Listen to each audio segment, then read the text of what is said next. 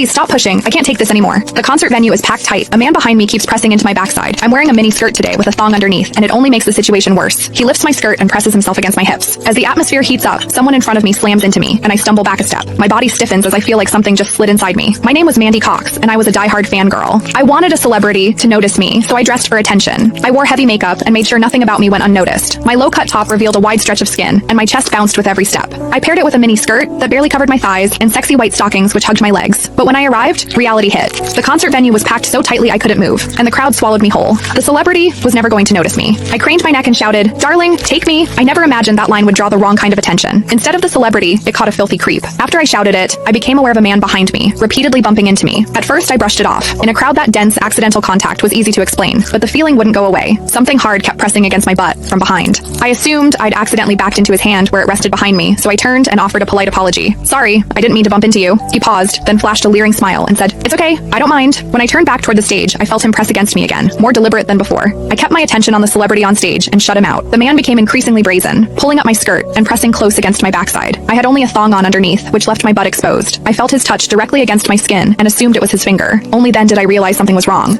The pressure was warm and solid in a way a finger could never be. My mind lurched as the truth hit me. In the 20 years of my life, this was the first time a man had ever molested me. Fear surged through me, sharp and overwhelming, and my body reacted with an instinct to flee, but there was no way to move. The concert floor was packed wall to wall, leaving me stuck where I stood. I drew myself tight, bracing as if tension alone could keep the fear out. As I did, my hips closed around the man's so-called finger, trapping it between my cheeks. An unfamiliar sensation followed, and warmth rose to my face. What confused me was that I didn't recoil from it. There was a muted comfort to it, and against my will, it sparked a faint sense of expectation. The man behind me seemed to take it as a signal. He moved in closer, repeating the motion until the intrusion was unmistakable. I had lived a sheltered life as a college student, and now I was being toyed with by a stranger while surrounded by people. Shame surged within me without warning. I felt the urge to sob, but my throat closed, and my voice deserted me. Worse still, the pressure forced my thong inward and sent a restless, prickling discomfort through my body that wouldn't fade. A quiet, involuntary sound escaped me, and the embarrassment followed instantly. I gathered myself and strained to suppress it, holding it down until my throat tightened. The blaring music and the screams around me drowned everything out. With every eye fixed on the stage, no one was aware of what was happening to me. At the same time,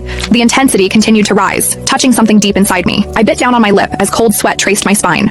My awareness was tipping back and forth between humiliation and a pleasure I couldn't bring myself to name. I knew I couldn't take it anymore if it continued, so I turned sharply to face the man behind me. "Please stop pushing. I can't take this anymore."